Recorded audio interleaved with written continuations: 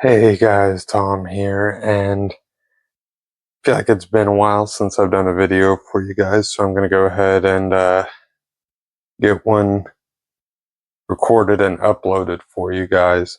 For this one, I decided that I'd take a little bit of a different spin. I'm also utilizing a new mic, so feel free to let me know what you think about the quality content of the audio in this video. But I figured, in lieu of some of the content that I'm going to be working on bringing out soon, I wanted to do a video for you guys talking about the history of one of the locations that I'm looking at doing a investigation at as soon as I can get all the plans lined up, get the money put down on it, and all that stuff. So for this video, as you can tell from the title, we're going to be talking about Brushy State Penitentiary and kind of going over the history of the prison as far as how long it was open for and things like that. So feel free to let me know what you think about the video and the content. If you enjoy this type of content, feel free to click subscribe. And also feel free to click that like button down below as well. Alright guys, so Brushy State Penitentiary was also known as Brushy Mountain Correctional Complex, was opened up in Petros, Tennessee. It was located in Morgan County, and it first opened in 1896, and it operated until 2009. Brushy State Penitentiary was first opened due to the aftermath of the Coal Creek War, which was caused due to the lockout of the coal miners that took place in Coal Creek and Bryceville.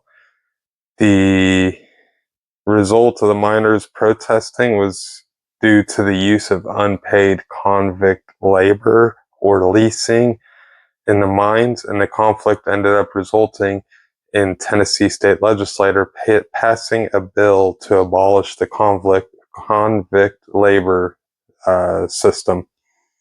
When the state's convict lease arrangements had ended in January 1st of 1896, roughly 210 prisoners had become the first inmates of Brushy Mountain, which was originally a wooden structure, which also had been built by prison labor or prisoner labor.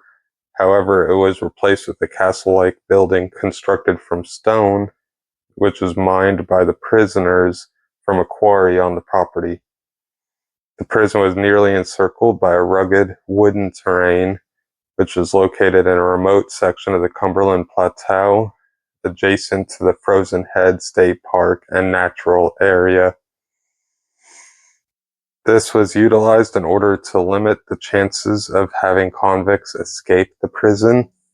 However, the most notable or well-known escape attempt was that of James Earl Ray, when him and 6 other inmates scaled the fence and the wall on the property and attempted to escape. However, that being said, he was recaptured within 58 hours and was only located within 8.5 miles of the prison. Now, the main reason why it was so tough is because of the rugged terrain and the forest and the trees and everything around there. It was difficult without the proper equipment, gear, or training to be able to traverse through that area without getting worn out or winded or tired.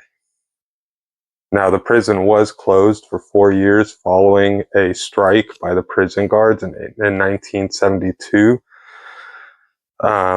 They were concerned about the unsafe working conditions, and it did eventually reopen in 1976, and at that time was the only unionized prison in Tennessee to be currently in operation at that time. Governor Lamar Alexander, however, attempted to squeeze out the union and pretty much make sure it didn't exist anymore but his efforts ended up being fruitless. Many efforts were also made to try and close the prison.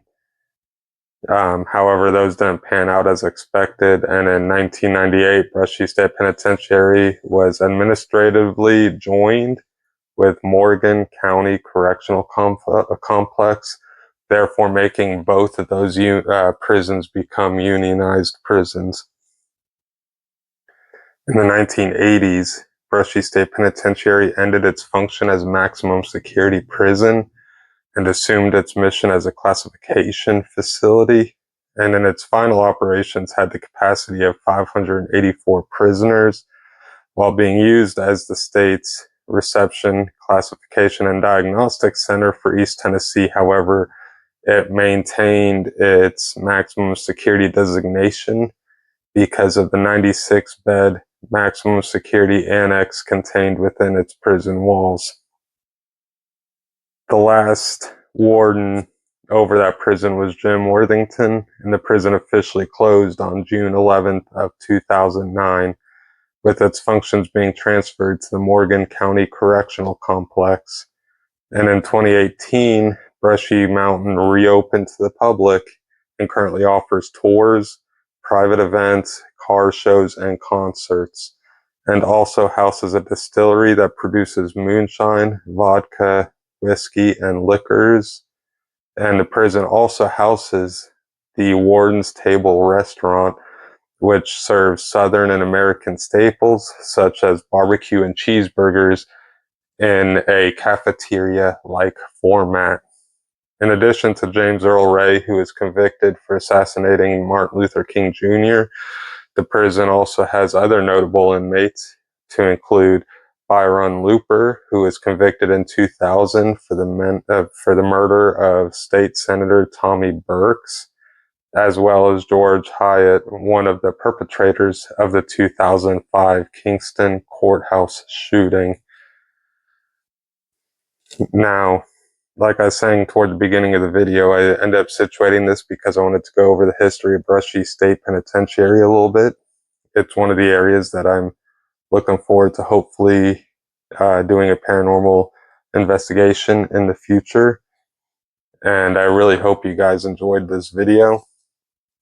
If there's anything else that you would like to see on this channel, feel free to let me know in the comments down below.